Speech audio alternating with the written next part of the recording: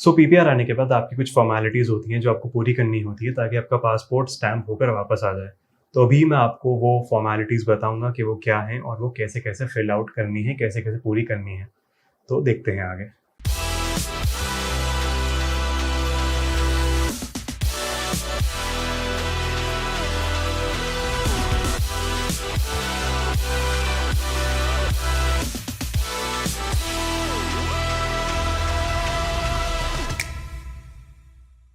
तो अभी मैं आपको स्टेप बाय स्टेप बताऊँगा कि पीपीआर आने के बाद करना क्या होता है। सबसे पहले आपकी जो जीसी की है जिस पे आपका पासपोर्ट रिक्वेस्ट आती है, उससे आपको पासपोर्ट रिक्वेस्ट पे क्लिक करना है। उससे आपका पीपीआर लेटर खुल जाएगा। उसको डाउनलोड करके रख लीजिए आप। उसके साथ कॉरेस्पॉन्डेंस लेटर भी आता है अपना एक। कॉरेस्पॉन्डेंस लेटर आपका होता है बीवीएल यानी बायोमेट्रिक्स की वैलिडिटी का letter. BVL biometrics validity letter, वो भी डाउनलोड कर लीजिए। तो बेसिकली जितने भी डॉक्यूमेंट्स हैं आपके, वो सब आप डाउनलोड करके एक अलग ही फ़ोल्डर में रख लें, वो काम आते हैं। सबसे पहले मैं आपको बताता हूँ कि पीपीआर आने के बाद जो हम फॉर्म फिल करते हैं, ऑनलाइन वेब फॉर्म जो हम फिल करते हैं, वो कैसे करते हैं। क्योंकि वेब फॉर्म जब हम फिल करेंगे उसी के बाद ब्लू डार्ट के पास आपकी डिटेल्स जाएंगी और ब्लू डार्ट से कोई एग्जीक्यूटिव आकर आपका पासपोर्ट पिक करेगा और डिलीवर करेगा। तो वो फॉर्म फिल कैसे करना है वो मैं आपको भी बताता हूँ। तो पीपीआर आने के बाद जो वेब फॉर्म फिल करना है उसका लिंक मैंने डिस्क्रिप्शन में दे दिया है, आप वो देख लेना। जब आप वो लिंक खोलेंगे तो ये आपके पास कुछ टर्म्स एंड कंडीशंस आएगा। इसमें सबसे पहला पॉइंट ये है बोल्ड में कि आपको 30 डेज़ के अंदर पासपोर्ट सबमिट करना है पीपीआर आने के। 2 वे कुरियर बुकिंग और यही सब है। इसमें एक पॉइंट 7th पॉइंट ये है कि वीएफएस लायबल नहीं होगा अगर आपके पैकेज को कुछ भी प्रॉब्लम हो जाती है तो। इसको आपको करना है प्रोसीड। चूज़ योर ऑप्शन में 2 वे कुरियर सर्विस, क्योंकि आपको पासपोर्ट सबमिशन करना है। वीज़ा कैटेगरी है आपका ये टीआरवी यानी temporary resident visa. Study permit और वर्क परमिट सब इसी के अंडर आता है। Did you enrol for biometrics for this application? Did you enrol biometrics for this application? तो इसमें आपको करना है yes. Location eight which biometrics was enrolled, तो जैसे मेरा था अहमदाबाद तो मैं अहमदाबाद ले लूँगा। आपका अगर बैंगलोर, चंडीगढ़ या कुछ भी था तो आप वो ले लेंगे जहाँ आपका बायोमेट्रिक्स हुआ था। नंबर ऑफ एप्लीकेंट्स, मैं अकेला हूँ और जिसका यूजुअली स्टूडेंट्स का अकेला ही होता है तो 1। पिन कोड, अब ये सबसे इम्पॉर्टेंट पॉइंट है। आपको यहाँ चेक करना है कि आपके यहाँ सर्विसेज है कि नहीं है आपके एरिया में। जैसे मेरा पिन कोड मैं डालता हूँ,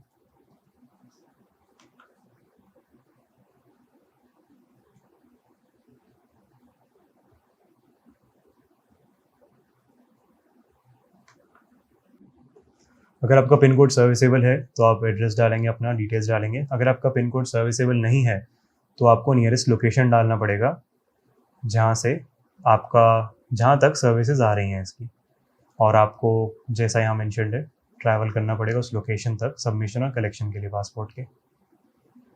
यहाँ आपका एड्रेस। इसमें अब एक चीज़ आप ध्यान रख सकते हैं, जैसे मेरा पासपोर्ट पर एड्रेस जो है वो पूरा नहीं था, सिर्फ एरिया लिखा हुआ था, तो मैंने यहाँ अपना पूरा एग्जैक्ट एड्रेस डाला था ताकि पिक एंड ड्रॉप ईजी हो और ब्लू डार्ट वालों को कोई प्रॉब्लम ना हो। तो अगर आपके भी पासपोर्ट पर एड्रेस पूरा नहीं है तो आप पूरा एड्रेस इसमें डाल सकते हैं, क्योंकि ये कलेक्शन के लिए फॉर्म है वीएफएस का। एड्रेस डालने के बाद आपकी ये पर्सनल डिटेल्स हैं, आपका फर्स्ट नेम, आपका लास्ट नेम, आपका एप्लीकेशन नंबर। एप्लीकेशन नंबर आपका आपके पीपीआर लेटर पर लिखा होगा, देखना आप टॉप राइट कॉर्नर में, वो आपका एप्लीकेशन नंबर है, वो आपको यहाँ डालना है। आपका ईमेल आईडी, वही ईमेल आईडी देना जो आपने रजिस्टर किया जिससे ऑफर लेटर आया था जिस पे। आपका contact number, alternate contact number में आप मदर या फादर किसी का भी दे सकते हैं। आपका डेट ऑफ बर्थ। अब ये point, did you avail for premium lounge at the time of enrolling biometrics? अगर आपने बायोमेट्रिक्स लिया था तो इसको येस कर देना। अगर आप येस करेंगे, अब ये मुझे वापस ऊपर ले क्योंकि मैंने डिटेल्स फिल करी नहीं है, लेकिन आप डिटेल्स फिल करेंगे तो आप येस करेंगे, यहाँ पे आपका ट्रैकिंग नंबर मांगेगा। बायोमेट्रिक्स कराते टाइम आपको एक रिसीट मिली होगी जिसमें ऊपर लिखा होता है ट्रैकिंग नंबर, वो आप यहाँ एंटर करेंगे। अगर आपने नहीं लिया था तो इसको नो कर दें। नो करेंगे तो वो अपने आप हट जाएगा, ट्रैकिंग नंबर नहीं मांगेगा। Would you want paid SMS service? मैं रिकमेंड करूँगा आप एसएमएस सर्विस ले लें, क्योंकि आपको अपडेट्स आते रहेंगे, आपका पासपोर्ट वीएफएस पहुंचा है, आईआरसीसी पहुंचा है, स्टैम्प होने, जितने भी अपडेट्स हैं आपको एसएमएस पर आते रहेंगे और इसके कुछ 100 या 150 रुपये एक्स्ट्रा चार्ज लगता है। तो एसएमएस सर्विस आप ले लें, और नहीं लेना है तो खैर वो आपका पर्सनल चॉइस है।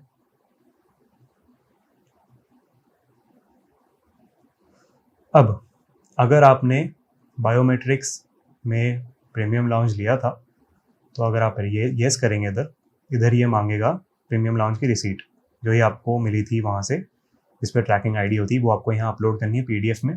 अगर आपने नो किया था तो ये नहीं मांगेगा। फिर आपको करना है पासपोर्ट सबमिशन लेटर, जो आपका पीपीआर लेटर है आईआरसीसी से जो आया आपकी जीसीकी पर, वो आपको यहाँ अपलोड करना है। फिर कंटिन्यू। नेक्स्ट आपसे ये पेमेंट, आपको पेमेंट करनी होगी, जितनी भी आपकी पेमेंट आई होगी। तो पेमेंट अलग अलग लोगों की अलग अलग आती है। मेरी 1100 1200 समथिंग कुछ आई थी। आई थिंक जिन्होंने नॉर्मल सर्विस लिया होता है उनका थोड़ा पेमेंट यहाँ पे ज़्यादा आता है, बाकी सबकी अलग अलग होती है वो। तो पेमेंट करने के बाद आपको अपना वो एड्रेस पूछेगा, शिपिंग एड्रेस और बिलिंग एड्रेस, वहाँ एड्रेस डाल के पेमेंट कर सकते हैं यूपीआई या डेबिट कार्ड किसी से भी। तो ये हो गया आपका वेब फॉर्म। तो जब आप ये फॉर्म फिल कर देंगे उसके बाद आपके पास एक मेल आएगा जिसमें आपका AWP मेंशन होगा, जो कि है आपका एयरवे बिल नंबर। इस बिल नंबर से आप अपना ब्लू डार्ट का पैकेज, जो आपका ब्लू डार्ट वाले एग्जीक्यूटिव लेकर जाएंगे, उसको आप ट्रैक कर सकते हैं कि वो कहाँ तक पहुँचा है। इसी के नीचे एक डिटेल होगी जो कि होगी आपको पैकेज पे क्या लिखना है, किसको ये पैकेज जाएगा। तो आपको वहाँ लिखना होगा, आपकी मेल में मेंशन होगा, to the officer VFS global Canada. और इसी के नीचे आप देखेंगे अटैचमेंट में 2 फॉर्म्स होंगे, एक कंसेंट फॉर्म और एक SMS कुरियर फॉर्म। ऑल्सो जब आप जाते हैं VFS में करवाने अपना बायोमेट्रिक्स, उसी टाइम आपको VFS वाले ये 2 फॉर्म्स दे देते हैं, SMS फॉर्म और कंसेंट फॉर्म। लेकिन अगर आपको नहीं मिला है, जैसे मुझे मिला था अहमदाबाद VFS जब मैं गया था बायोमेट्रिक्स के लिए, मुझे दोनों फॉर्म्स मिले थे। अगर आपको नहीं मिले हैं तो आप अपनी मेल के अटैचमेंट में दोनों फॉर्म्स हैं, वहाँ से डाउनलोड कर सकते हैं। तो मैं दोनों फॉर्म्स अभी बताऊंगा कैसे फिल करने हैं। सबसे पहले हम देखते हैं SMS कुरियर फॉर्म। ये फॉर्म में आपको इसलिए फिल करना है आपको, ताकि इसमें आपका एड्रेस मेंशन होगा, जिससे आपका पिकअप भी होगा और ड्रॉप भी वहीं होगा। तो आपको ये फॉर्म कैसे भरना है ये मैं आपको बताता हूँ। तो यहाँ सबसे पहले है हमारा SMS एंड कुरियर फॉर्म। इसमें यहाँ टॉप राइट कॉर्नर में आप देखेंगे तो इधर डेट दिखेगी। डेट तो अभी नहीं डालनी है हमको, क्योंकि जिस दिन ब्लू डार्ट से आपके वो आएंगे एग्जीक्यूटिव पिकअप करने, तभी उसी दिन की आपको डेट डालनी है और उनको हैंड ओवर करना है पार्सल। तो अभी नहीं डालनी है मेरी डेट। फिर है हमारा फर्स्ट नेम, जो आपका पासपोर्ट पे गिवन है, वो ब्लॉक लेटर्स में, ये बहुत इंपॉर्टेंट है, सब ब्लॉक लेटर्स में होना चाहिए आपका। लास्ट नेम आपका, और ईमेल आईडी आप चाहें तो स्मॉल में भी डाल सकते हैं, कैपिटल में भी डाल सकते हैं, तो ऐसा उसमें कोई टेंशन वाली बात नहीं होती है। अब हमारा है एड्रेस, तो ये भी कैपिटल लेटर्स में ही होना चाहिए। तो जैसे मेरा फ्लैट नंबर एंड फ्लोर कुछ नहीं है, मतलब मेरा घर है तो मेरा अपार्टमेंट नहीं है कि फ्लैट या फ्लोर नंबर हो, तो मैंने यहाँ पे डैश कर दिया था। तो अगर आपका भी नहीं है कुछ फ्लोर या फ्लैट नंबर तो आप यहाँ पे डैश कर सकते हो, वरना आप लिख सकते हो जो भी है। बिल्डिंग नेम इधर, जो भी आपका बिल्डिंग नेम है, अगर आप अपार्टमेंट्स पे रहते हो तो वहाँ नेम जो भी है। स्ट्रीट नेम आप यहाँ लिख देंगे, जो आपका एरिया का स्ट्रीट नेम है। और लैंडमार्क, नियरेस्ट लैंडमार्क जो भी है आपके घर से, ताकि इससे एग्जीक्यूटिव को ढूंढने में परेशानी नहीं होती घर को। लैंडमार्क आप डाल देंगे। एरिया कौन सा है आपका, जैसे मैं जोधपुर में रहता हूँ और मेरा एरिया जो है उदय मंदिर है, तो मैंने यहाँ उदय मंदिर लिखा था। सिटी जहाँ आप रहते हैं, मैं जोधपुर रहता हूँ तो मैंने जोधपुर लिखा था। स्टेट, जो स्टेट है आपका। पिन कोड आपका। अब इसमें एक सबसे इम्पॉर्टेंट चीज़ ये है, जैसे फॉर एग्जांपल आपका बिल्डिंग नेम कोई ऐसा है जो काफ़ी बड़ा है, जो इन ब्लॉक्स में पूरा नहीं आ रहा, तो आप क्या करेंगे, जितना यहाँ पे आ रहा है वहाँ लिखेंगे, बचा हुआ आप इसके आगे यहाँ पे लिख सकते हैं। यहाँ ब्लॉक्स नहीं है, लेकिन अगर आपका एड्रेस बड़ा है, जैसे फॉर एग्जांपल मेरा एड्रेस काफ़ी बड़ा सा है, तो मेरा यहाँ तक जितना आया मैंने लिख दिया, उसके बाद मैंने आगे कंटिन्यू कर दिया जितना भी है।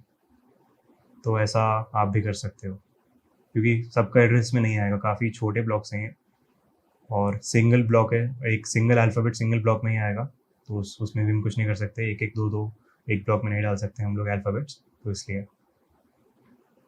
अब थर्ड पॉइंट ये है कि जहाँ आप रहते हो वहाँ अगर ब्लू डार्ट की सर्विस नहीं है, तो आपको एक ऐसी लोकेशन पे जाना पड़ेगा जहाँ ब्लू डार्ट की सर्विसेज आती हैं।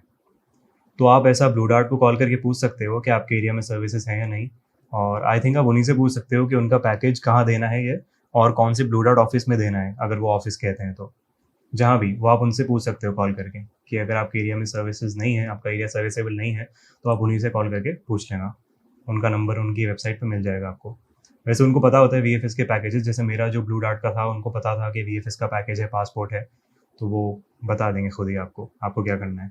तो वो लोकेशन जो है वो आपको यहाँ लिखनी है अगर आपका एरिया सर्विसेबल नहीं है। अगर आपके एरिया में सर्विसेज आ रही हैं तो इसको आप ब्लैंक छोड़ देना, कुछ नहीं करना इसमें, थर्ड पॉइंट में। अब फोर्थ, जो आपने फॉर्म भरा था वेब फॉर्म, उसमें आपने एसएमएस के लिए अगर येस किया था तो आप यहाँ येस करके कॉन्टैक्ट नंबर लिख देना है। अब लास्ट पॉइंट में ये है कि आपको यहाँ पे एक तरह से ये एग्रीमेंट है कि जो भी है कोई भी लॉस, किसी भी तरह का कुछ भी कॉन्सिक्वेंसेस होते हैं, कुछ भी टेम्परेरी मिसप्लेसमेंट जो यहाँ पे मेंशन्ड है डॉक्यूमेंट्स का आपके, उसका जो भी होगा उसकी जिम्मेदारी वीएफएस की नहीं होगी।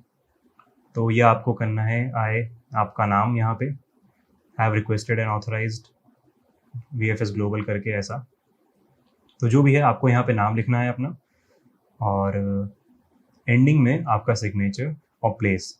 तो जैसे मैं जोधपुर रहता हूँ तो मैंने प्लेस लिखा था जोधपुर, राजस्थान। तो ये था हमारा एसएमएस एंड कुरियर फॉर्म। अब इसके बाद हमारा नेक्स्ट स्टेप होगा कंसेंट फॉर्म। कंसेंट फॉर्म में एक चीज़ आपको ध्यान रखनी है कि जो भी आप डिटेल्स भरेंगे वो एग्जैक्ट आपकी पासपोर्ट वाली होनी चाहिए, उसके अलावा आप कोई भी डिटेल्स नहीं डालेंगे।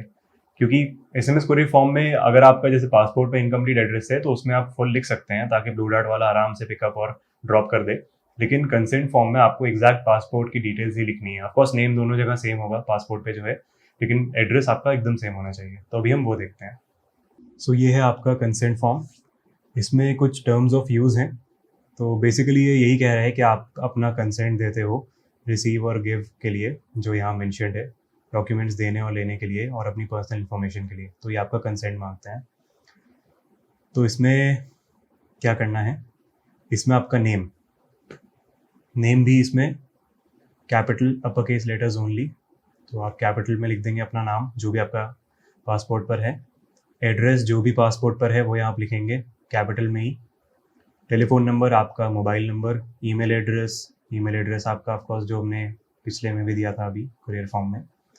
आपका सिग्नेचर, डेट, अगेन डेट वही आएगी यहाँ भी जिस दिन ब्लू डार्ट का एग्जीक्यूटिव आपका पैकेज लेगा आकर, आपका पासपोर्ट का जो पैकेज है वो लेगा आकर। उससे पहले आप डेट मत डालना, जिस टाइम वो आए उसी टाइम डेट डाल के आप पैकेज पैक कर देना, या वो खुद भी कर देते हैं अपनी ब्लू डार्ट की टेप से। साइन डैट, अब साइन डैट जैसे मुझे अपना वीएफएस से ही बायोमेट्रिक्स जब मैंने कराया था अहमदाबाद से, तो मुझे साइन डैट वाला ऑलरेडी फील्ड मिला था। तो वहाँ लिखा था सिटी और कंट्री, ऑफकोर्स इंडिया, अहमदाबाद और इंडिया, मेरा ये लिखा था। तो अगर आपका वीएफएस से ऑलरेडी मिला है तो आप इसमें कुछ नहीं करेंगे। अगर आपको नहीं मिला तो जिस सिटी में आप ये भर रहे हैं, फॉर एग्जांपल जैसे मैं जोधपुर रह रहा हूँ, अगर मुझे यहाँ नहीं मिलता लिखा हुआ तो मैं लिखता जोधपुर इंडिया। तो जिस भी सिटी में आप रहते हैं वो सिटी इंडिया। ये आपका कंसेंट फॉर्म का हुआ फर्स्ट पार्ट। सेकंड में जो कि है एक्चुअली थर्ड पेज यहाँ का, आपको थर्ड पेज में ये वाली डिटेल्स जो हैं वो सिर्फ तभी भरनी है जब आपके बिहाफ पर पासपोर्ट कोई और कलेक्ट कर रहा है। फॉर एग्जाम्पल आपके फादर, मदर या रियल ब्रदर या सिस्टर, और सिर्फ यही लोग कर सकते हैं क्योंकि आपका फर्स्ट ब्लड जो रिलेटिव है वही कलेक्ट कर सकता है आपका पैकेज, उसके अलावा कोई नहीं कर सकता। तो अगर कोई और कर रहा है तो आप उनकी डिटेल्स यहाँ लिखेंगे, रिलेशनशिप अपना लिखेंगे। फॉर एग्जाम्पल फादर हैं तो फादर, एप्लीकेंट सिग्नेचर, जो भी रिसीव करेगा उनका सिग्नेचर, और डेट। ये आपको नहीं भरना, इसको आपको ब्लैंक छोड़ देना है। Declaration to be signed only by applicants assisted by the CBSE staff, इसको आपको पूरा ब्लैंक छोड़ना है। नेक्स्ट, अब इसमें दो पार्ट्स हैं, applicants wishing to provide biometrics और applicants not wishing to provide biometrics.